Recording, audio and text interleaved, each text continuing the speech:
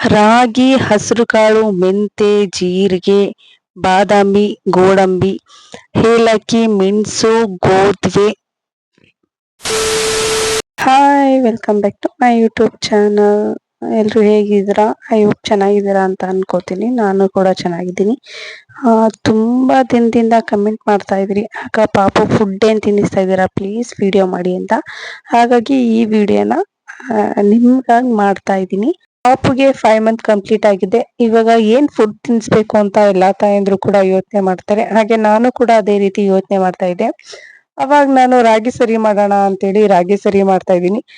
ಈ 5 ಮಂತ್ ಒಳಗಡೆ ಏನೇನ್ ರೆಸಿಪಿನ ಹಾಕ್ಬೇಕು, ಯಾವ ರೀತಿ ಹಾಕಿ ಮಾಡ್ಬೇಕು ಅನ್ನೋದು ಗೊತ್ತಿರಲ್ಲ ಸ್ವಲ್ಪ ಜನಕ್ಕೆ. ನಾನ್ ಯಾವ ರೀತಿ ಮಾಡ್ತೀನಿ ಅಂತ ಹೇಳಿ ಈ ವಿಡಿಯೋದಲ್ಲಿ ನಿಮ್ಗೆ ತಿಳಿಸ್ಕೊಡ್ತೀನಿ.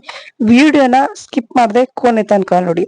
ಮೊದಲನೇದಾಗಿ ರಾಗಿನ ಚೆನ್ನಾಗಿ ತೊಳ್ಕೊಂಡು ಅದರಲ್ಲಿ ಒಂದೊಂದು ಕಲ್ಲಿರುತ್ತೆ, ಹಾಗಾಗಿ ಅದನ್ನ ಚೆನ್ನಾಗಿ ತೊಳ್ಕೊಂಡ್ಮೇಲೆ ಸ್ವಲ್ಪ ಬಿಸಿಲಿಗೆ ಅದನ್ನ ಹಾರಾಕಿ ಅದಾದ ನೆಕ್ಸ್ಟ್ ಸ್ವಲ್ಪ ಹುರ್ಕೋಬೇಕು.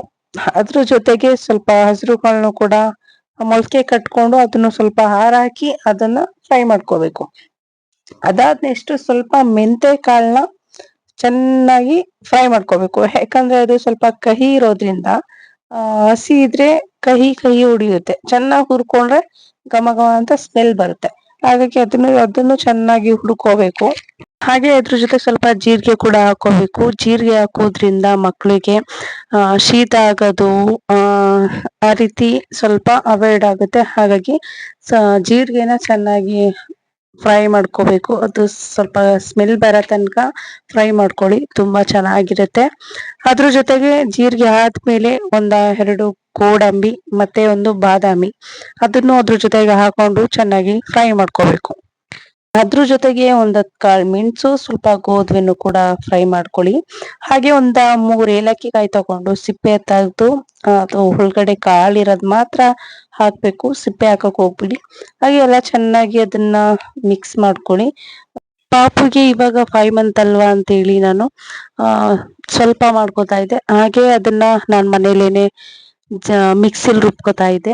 ನೀವೇನಾದ್ರೂ ಜಾಸ್ತಿ ಮಾಡ್ತಾ ಇದೀನಿ ಅಂದ್ರೆ ಮಿಲ್ಲಲ್ಲೂ ಕೂಡ ಚೆನ್ನಾಗಿ ನುಣ್ಗೆ ಅದನ್ನ ಮಾಡಿಸ್ಕೊಬರ್ಬೋದು. ನೋಡ್ತಾ ಇರ್ಬೋದು ನೀವು, ಅದನ್ನ ರುಬ್ಕೊಂಡು ಯಾವ್ದಾದ್ರು ಒಂದು ಬಟ್ಟೆ ಇಲ್ಲ ವೇಲೋ ಈ ರೀತಿ ಹಾಕೊಂಡು ಅದನ್ನ ನಾವು ಕೈಲಿ ಈ ರೀತಿ ಮಾಡ್ಕೊಂಡು ಹಸಿಟ್ನ ಪಡ್ಕೋಬೇಕು. ಇಲ್ಲ ಅಂದ್ರೆ ಏನಾಗಿರುತ್ತೆ ನೋಡಿ, ನೀವು ನೋಡ್ತಾ ಇರ್ಬೋದು, ಅದು ನುಣ್ಗೆ ಆಗಿಲ್ಲ. ಈ ರೀತಿ ಹಾಕೋದ್ರಿಂದ ಪಾಪುಗೆ ಗಂಟ್ಲಿಗೆ ಸಿಗಾಕೋಬಹುದು. ಇಲ್ಲ ಅಂದ್ರೆ ಅದು ರಾಗಿ ಚೆನ್ನಾಗಿ ಬೇಯಲ್ಲ, ಆ ರೀತಿ ಆಗ್ಬಿಡುತ್ತೆ. ಹಾಗಾಗಿ ಈ ರೀತಿ ನುಣ್ಣಿಗೆ ಪೌಡ್ರ್ ತರ ಮಾಡ್ಕೋಬೇಕು. ಅದನ್ನ ಮತ್ತೆ ಇನ್ನೊಂದ್ಸರಿ ರುಬ್ಬಿ ಮತ್ತೆ ಪೌಡ್ರ್ ಮಾಡ್ಕೊಂಡು ಮಾಡ್ಬೇಕು. ಇನ್ನೊಂದ್ ಏನ್ ಗೊತ್ತಾ, ನಾವು ಬಾಯಲ್ಲಿ ಮಾತಾಡಬಹುದು ರಾಗಿ ಸರಿ ಮಾಡೋದು ತುಂಬಾ ಈಸಿ ಅಂತ. ಬಟ್ ಅದ್ ಮಾಡದ್ಮೇಲೆನೆ ಗೊತ್ತಾಗೋದು ಎಷ್ಟು ಕಷ್ಟ ಇದೆ ಅಂತ. ನಾನ್ ನಿಜವಾಗ್ಲೂ ಈ ರೀತಿ ಎಲ್ಲ ಮಾಡ್ಬೇಕಾ ಅಂತ ನನಗ್ ನಿಜ ಗೊತ್ತಿರ್ಲಿಲ್ಲ. ನಮ್ಮಮ್ಮ ನನ್ಗೆ ಈ ರೀತಿ ಮಾಡ್ಬೇಕು ಅಂತ ಹೇಳ್ಕೊಟ್ಮೇಲೆನೆ ಗೊತ್ತಾಗಿದ್ದು.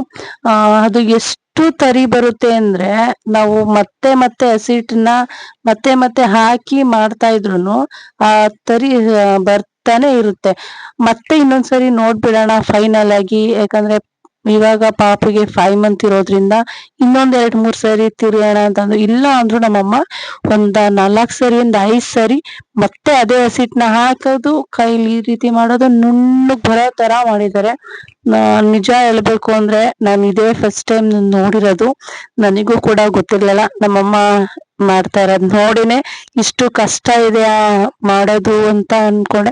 ಬಟ್ ಕಷ್ಟ ಆದ್ರೂನು ಮಕ್ಳಿಗೆ ಮನೇಲೆ ಮಾಡಿರುವಂತಹ ಫುಡ್ ತಿನ್ಸಿದ್ರೆ ಚೆನ್ನಾಗಿ ಆರೋಗ್ಯವಾಗಿರ್ತಾರೆ, ಹಾಗೆ ಶಕ್ತಿಯಾಗಿರುತ್ತೆ. ಶೀತ ಕೂಡ ಆಗಲ್ಲ ಇದ್ರಿಂದ. ಈ ರಾಗಿ ಸರಿ ತಿನ್ಸೋದ್ರಿಂದ ತುಂಬಾ ಚೆನ್ನಾಗಿ ಮಕ್ಕಳು ಆರೋಗ್ಯವಾಗಿ ಇರ್ತಾರೆ. ಹಾಗೆ ತುಂಬಾ ಖುಷಿಯಿಂದ ತಿಂತಾರೆ ಇದನ್ನ ಅಂತ ನನಗೆ ಗೊತ್ತಾಯ್ತು. ಹಾಗೆ ಅದೆಲ್ಲ ಚೆನ್ನಾಗಿ ನುಣಗ್ ಮಾಡ್ಕೊಂಡ್ಮೇಲೆ ಒಂದು ಬಾಕ್ಸ್ಗೆ ಎತ್ತಿಟ್ಕೊಂಡ್ವಿ. ಹಾಗೆ ಇದನ್ನ ಯಾವ ರೀತಿ ಮಾಡೋದು ಅಂತ ಕೂಡ ನಾನು ಹೇಳ್ಕೊಡ್ತೀನಿ. ಒಂದ್ ಸ್ವಲ್ಪ ನೀರ್ ಹಾಕಿ 1/2 ಲೋಟನ, ಹಾಗೆ ಸ್ಪೂನಲ್ಲಿ 1 ಸ್ಪೂನ್ ಹಸಿಟ್ ಮಾತ್ರ ಹಾಕಕ್ ಹೋಗ್ಬಿಡಿ. 1/2 ಸ್ಪೂನ್ ಹಸಿಟ್ ಹಾಕಿ ಸಾಕು. ಅದನ್ನ ಹಾಕಿ ಅದ್ರ ಜೊತೆಗೆ ರುಚಿ ಮತ್ತೆ ಶುಗರ್ ಏನು ಕೂಡ ಹಾಕ್ಬಿಡಿ, ಸಪ್ಪೆನೆ ತಿನ್ಸಿ. ಮಕ್ಕಳೇನಾದ್ರು ಸಪ್ಪೆ ತಿಂತಾ ಇಲ್ಲ ಅಂದಾಗ ಮಾತ್ರ ಒಂಚೂರು ರುಚಿ ಹಾಕಿ. ರುಚಿ ಹಾಕಕ್ ತಿನ್ನೋದಕ್ಕೆ ಹೋಗ್ಬಾರ್ದು. ತಿಂತಾ ಇಲ್ಲ ಅಂದ್ರೆ ಮಾತ್ರ ಒಂಚೂರು ಹಾಕಿ. ನೋಡ್ತಾ ಇರ್ಬೋದು ನಾವು ಯಾವ ರೀತಿ ತಿರಿತಾ ಇದೀವಿ ಅಂತ. ಒಂದ್ ಅರ್ಧ ಸ್ಪೂನ್ ಹಾಕಿದ್ರೇನೆ ಸಾಕು, ಅದು ತಿರಿತಾ ತಿರಿತಾ ತಿರಿತಾ ಫುಲ್ಲು ಗಟ್ಟಿ ಆಗುತ್ತೆ. ಅದನ್ನ ಚೆನ್ನಾಗಿ ಕುದಿಸ್ಬೇಕು. ಅರ್ಧಂಬರ್ಧಂ ಬೆಂದಿರೋ ತರಾನು ತಿನ್ಸ್ಬಾರ್ದು, ಯಾಕಂದ್ರೆ ಮಕ್ಳಿಗೆ ಸ್ವಲ್ಪ ಬೇದಿಯಾಗೋ ಚಾನ್ಸಸ್ ಇರುತ್ತೆ. ಅದನ್ನ ಚೆನ್ನಾಗಿ ಮಳ್ಸಿ ಅದನ್ನ ಸ್ವಲ್ಪ ಗಟ್ಟಿ ಆಗೋ ತನಕನು ಅದನ್ನ ಕುದಿಸ್ತಾ ಇರ್ಬೇಕು. ನೀವು ಈ ರೀತಿ ತಿರ್ಲಿಲ್ಲ ಅಂದ್ರೆ ಏನಾಗುತ್ತೆ ಅಂದ್ರೆ ಹಿಟ್ಟು ಗಂಟ್ ಗಂಟ್ ಆಗೋ ತರ ಆಗ್ಬಿಡುತ್ತೆ, ಹಾಗೆ ಸೀಕೋಗ್ಬಿಡುತ್ತೆ. ನೋಡ್ತಾ ಇರ್ಬೋದು ಫೈನಲ್ ಆಗಿ ರೆಡಿ ಆಯ್ತು ಯಾವ ರೀತಿ ರಾಗಿ ಸರಿ ಮಾಡಿದ್ವಿ ಅಂತ. ಹಾಗೆ ಸ್ವಲ್ಪ ಬೇಗ ಆರಬೇಕು ಅಂದ್ರೆ ಸ್ವಲ್ಪ ಒಂದ್ ಬೋಸಿಗೆ ನೀರ್ ಹಾಕಿ ತಣ್ಣೀರ್ ಹಾಕಿ ಈ ರೀತಿ ಮಾಡಿದ್ರೆ ಬೇಗನೆ ಆರುತ್ತೆ.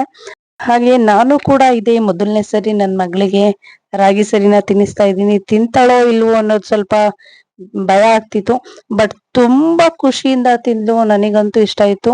ನಾನ್ ಮಾತ್ರ ರುಚಿನೂ ಕೂಡ ಹಾಕಿಲ್ಲ, ಸಕ್ಕರೆನೂ ಕೂಡ ಹಾಕಿರ್ಲಿಲ್ಲ, ಹಾಗೆ ಸಪ್ಪೆನೆ ಮಾಡಿದ್ದೆ. ತುಂಬಾ ಖುಷಿಯಿಂದಾನೇ ತಿಂದ್ಲು. ಹಾಗೆ ತುಂಬಾ ಜನ ಅನ್ಕೋತಾ ಇರ್ಬೋದು ನೀರ್ ಕುಡಿಸ್ಬೋದಾ ಅಂತ ಕೇಳ್ಬೋದು.